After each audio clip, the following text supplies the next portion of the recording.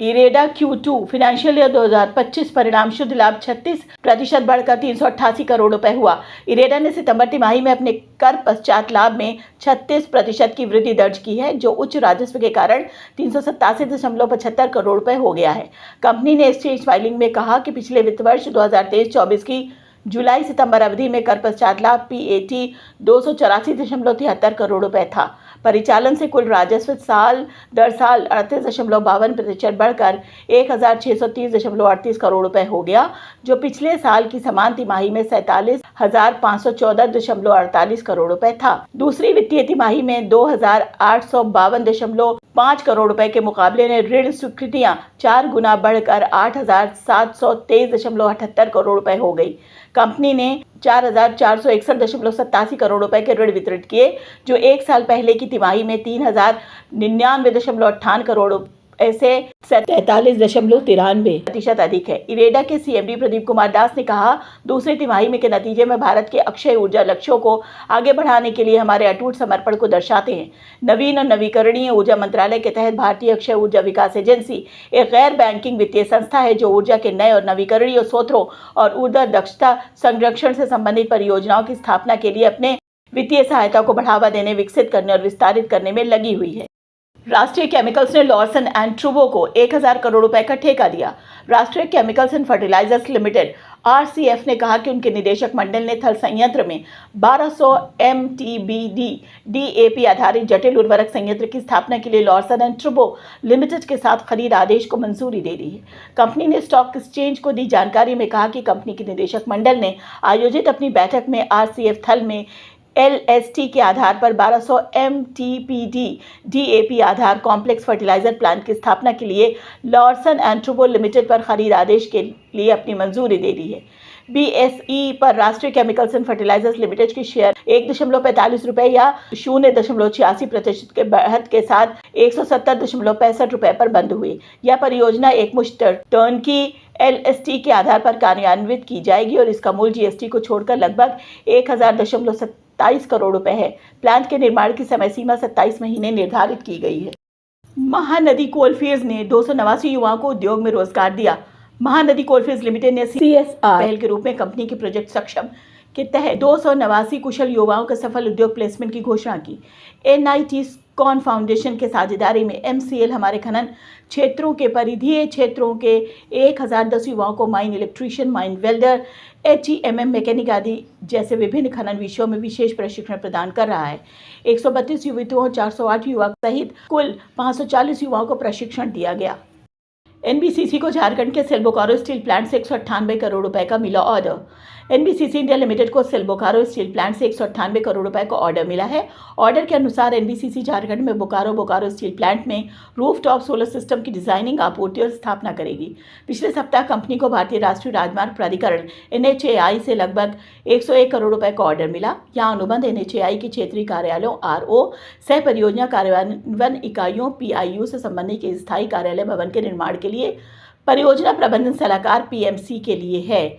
इससे पहले कंपनी की पूर्ण स्वामित्व वाली सहायक कंपनी HSCC इंडिया लिमिटेड को बिहार दरभंगा में अखिल भारतीय आयुर्विज्ञान संस्थान एम्स की स्थापना के लिए केंद्रीय स्वास्थ्य और परिवार कल्याण मंत्रालय से 1,260 करोड़ रुपए का ऑर्डर मिला था।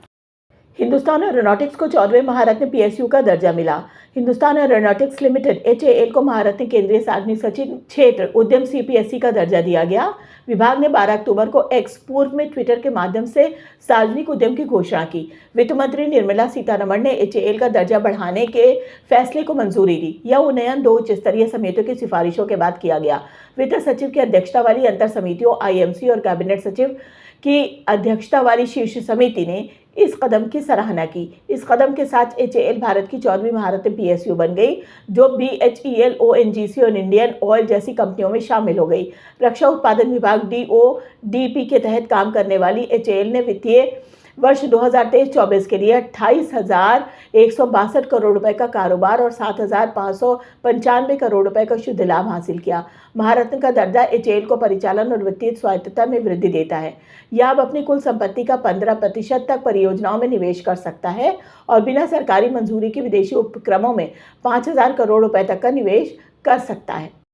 JSW ने 700 मेगावाट सौर ऊर्जा के लिए NTPC के साथ समझौता ज्ञापन पर हस्ताक्षर किए। JSW एनर्जी की सहायक कंपनी JSW रिन्यू एनर्जी 13 ने 700 मेगावाट सौर ऊर्जा क्षमता के लिए NTPC के साथ एक पावर परचेज एग्रीमेंट PPA पर हस्ताक्षर किए हैं।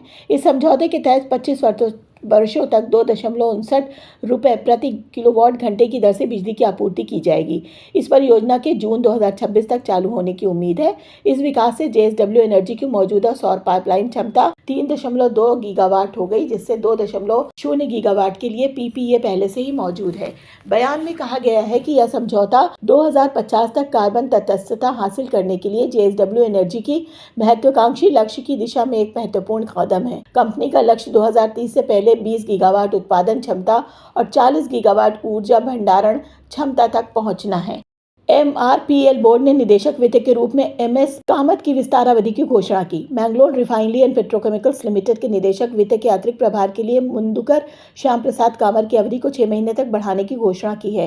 पेट्रोलियम एवं प्राकृतिक गैस मंत्रालय भारत ने दिनांक 10/10/2024 के पत्र के माध्यम से सूचित किया है कि सक्षम प्राधिकारी ने Mangalore refinery and petrochemicals limited के प्रबंध निदेशक मुंदुकुर श्यामा प्रसाद कामत को सौंपे गए Mangalore refinery and petrochemicals limited के निदेशक वित्त के पद के अतिरिक्त प्रभार के विस्तार को 6 महीने की अवधि के लिए मंजूरी दे दी है। मुंदुकर श्याम प्रसाद कामत का डाउनस्ट्रीम हाइड्रोकार्बन उद्योग में 30 वर्षों से अधिक का एक प्रतिष्ठित पेशेवर करियर है। उनके पास MIT मणिपाल 1989 से केमिकल इंजीनियरिंग में स्नातक की डिग्री और TAPI मैनेजमेंट इंस्टीट्यूट मणिपाल 2092 में प्रबंधन में स्नातकोत्तर डिप्लोमा है। MRPL में कार्यकारी निदेशक रिफाइनरी के रूप में पिछले कार्यकाल के दौरान उन्होंने परिचालन, रखरखाव, तकनीकी और सेवाओं और उत्पादन की योजना में प्रबंधन में उत्कृष्टता हासिल की।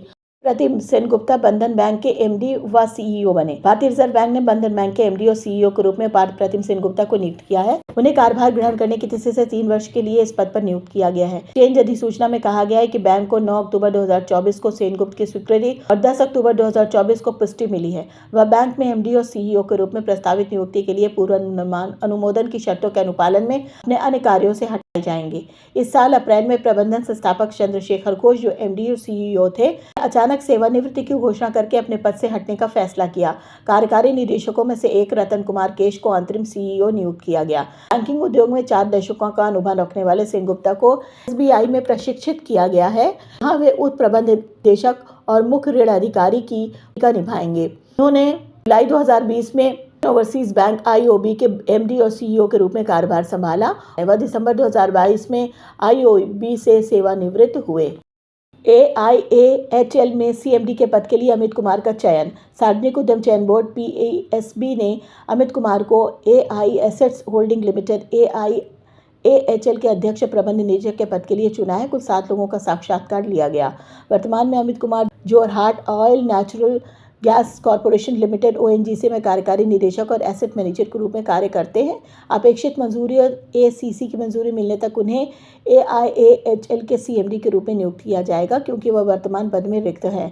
AI assets holding limited Bharat सरकार द्वारा गठित एक SPV है, जिसके उद्देश्य इसके मेमोरेंडम ऑफ एसोसिएशन के ऑब्जेक्ट क्लॉज में बताए अनुसार एकीकृत एसेट होल्डिंग सेवाएं प्रदान करना है।